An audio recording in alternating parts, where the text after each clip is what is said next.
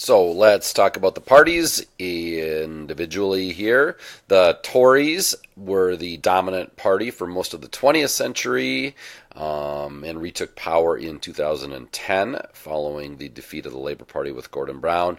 The Tories oftentimes have an image of being the natural party of government, elitist but effective, pragmatic, snobbish but flexible and able to adapt very well. Since 79, you have had a shift. Remember that Thatcher took them to the far right, installed more ideological conservatives, and then you had John Major bring them back to the center right, and then they fell out for a while Labour dominated for 13 years before David Cameron brought the Tories back into power in 2010 in their coalition with the Lib Dems before he fell out after the Brexit vote in 2016, which brought in Theresa May. The Tories historically have struggled with that notion of what to do in terms of the European relationship, and it is still one that is vexing them today. Cameron's tenure as Prime Minister was marked primarily by the coalition with the Lib Dems and Nick Clegg between 2010 and 15. Cameron used the big society as an early campaign theme rather than a big state, a big society. He was challenged early on by the racial riots in 2011 and lots of challenges with the coalition partner, the Lib Dems, although the Lib Dems would say their challenges were greater. We talked about things like college tuition. The Tories raised it, even though the Lib Dems didn't want to. Cameron imposed austerity with the reduction in spending and social spending engineered by Mr. Cameron and his Chancellor George Osborne. Cameron reduced taxes on the wealthy despite the Lib Dems' wish to raise taxes on the wealthy to pay for more social spending, and Cameron was more strict on immigration than Nick Clegg and the Lib Dems would have liked.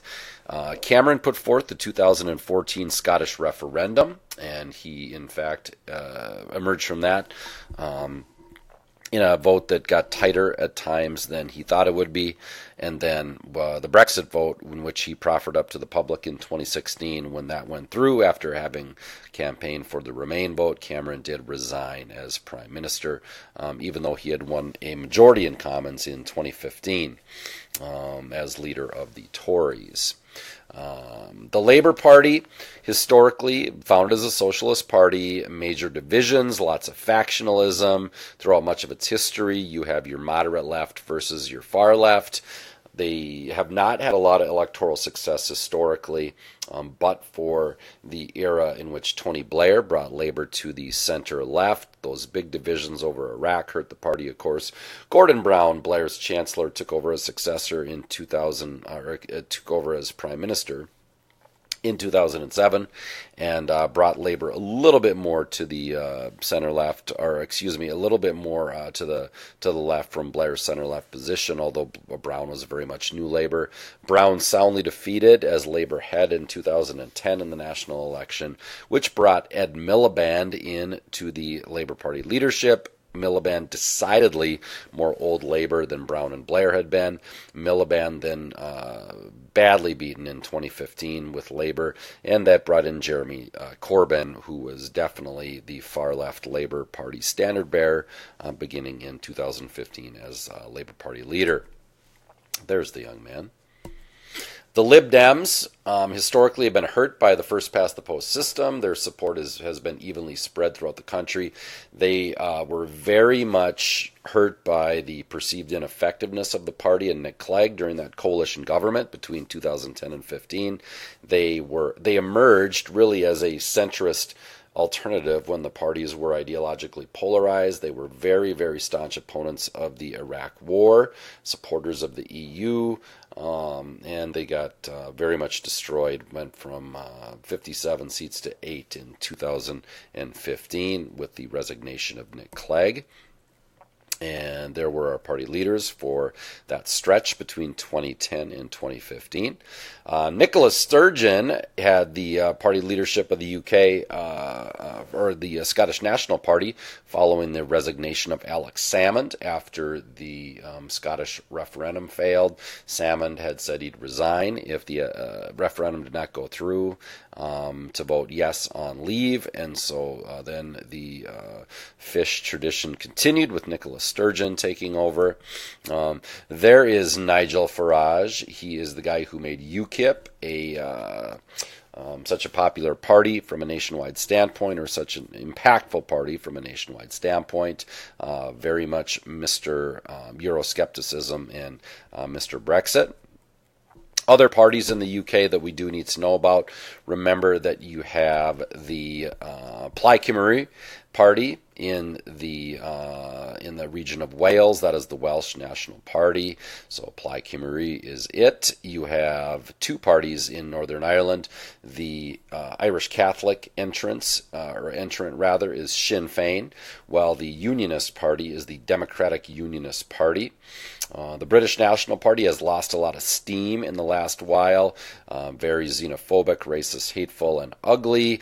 Britain First is that faction that has tried to pick up their mantle a little bit, but UKIP actually stole a bunch of their thunder. And like I said, the SNP, Scottish National Party, led by Sturgeon, has been much more electorally successful, having gained a lot of momentum, as have all of these regional parties as a result of the devolution that has taken place. Trades Union Congress is historically the labor union allied with the Labour Party, while the CBI is the business union or business lobby allied with the Conservatives. Never know if the College Board is going to include quangos or not on the AP test, quasi-autonomous non-governmental organizations. However, they are those bodies that are funded by the state but operate autonomously, and again, just so you know what they are from a name standpoint and a relative autonomous operational standpoint.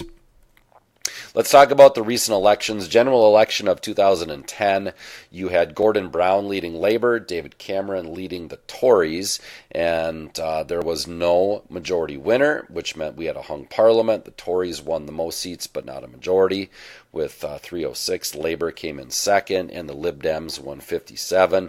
It was a clear upswing for the Tories. They therefore entered into a coalition, an abnormal coalition, with the Liberal Democrats, and the Lib Dems said, well, we want some changes potentially. So these were the four that went, I shouldn't say went through, but they were agreed to by the Tories.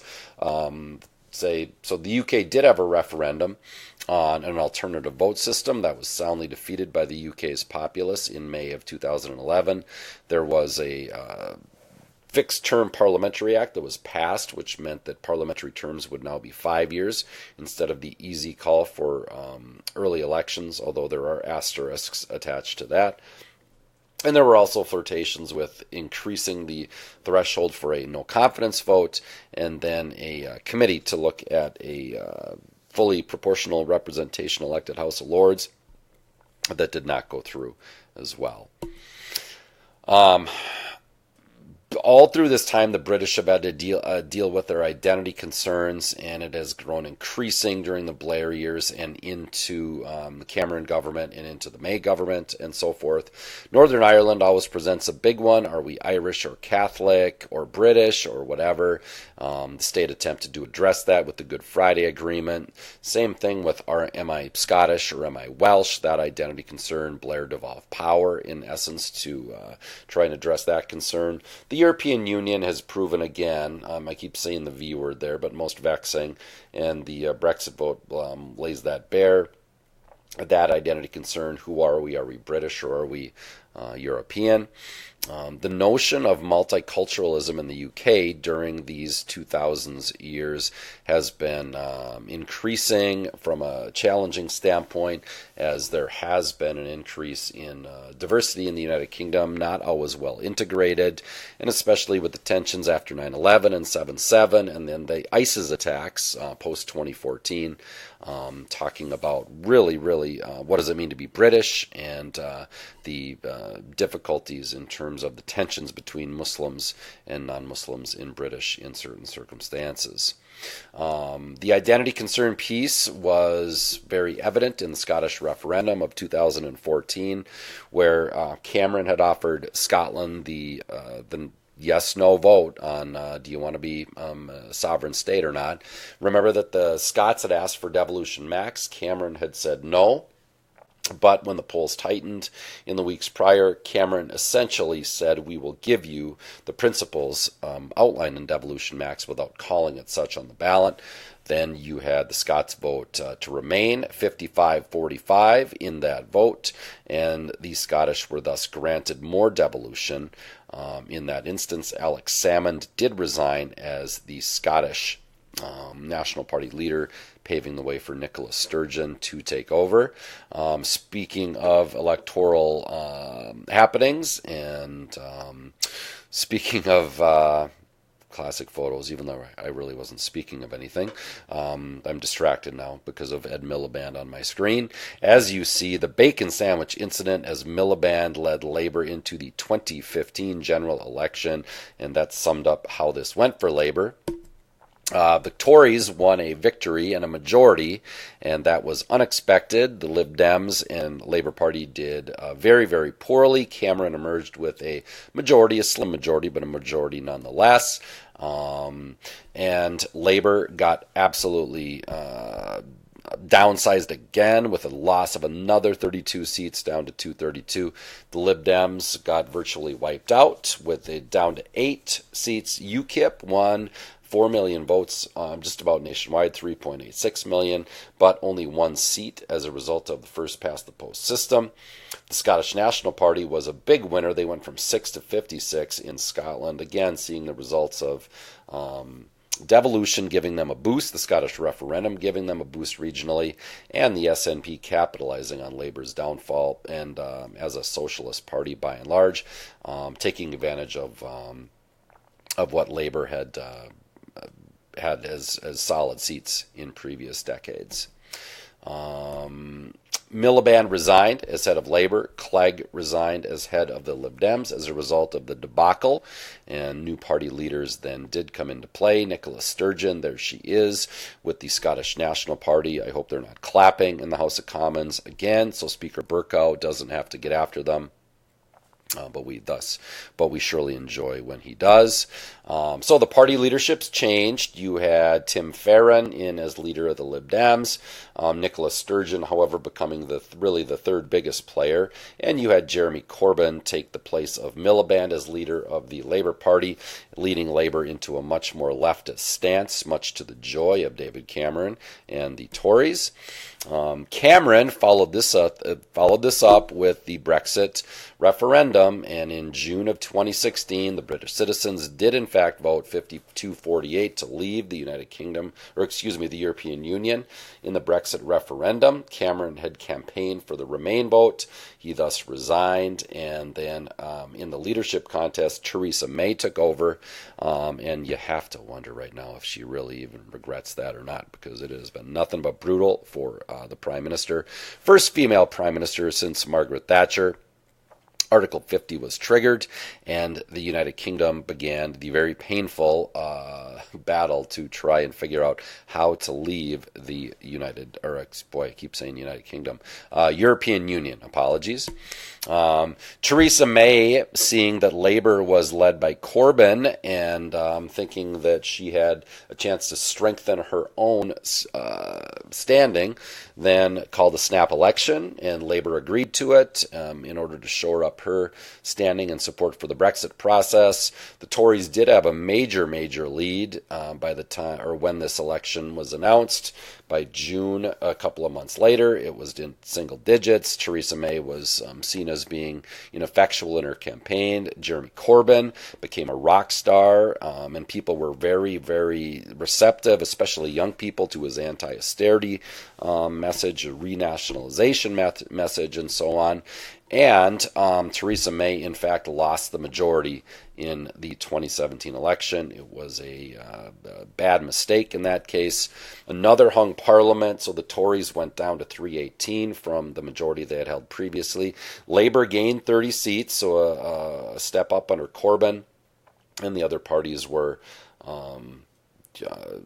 again, less consequential than what happened to the big two here, for sure. The UKIP did lose its only seat. The DUP in Northern Ireland won 10, which meant that they would, or didn't mean, but it ended up being that they would be the agreement coalition partner, if you will, with the Tories after this general election. So May has had to battle the forces, the Eurosceptics. She has had to battle those who would like to see another referendum, try to get the UK out of the European Union. Her vote has been defeated in Parliament several times as far as how to get the UK out of the EU. She has been the attempted, or she has seen attempts to vote her down in both her party and British Parliament on the whole. She has survived no confidence votes both within the Tories and the broader Parliament. And she has proffered up the notion that there will be delays, and as of now there is a delay to get the European Union question solved and get the British out of the EU. Although she has said that she will stand down as party leader as a result of what will take place, and she will not lead the Tories into the what should be anyway the 2022 general election.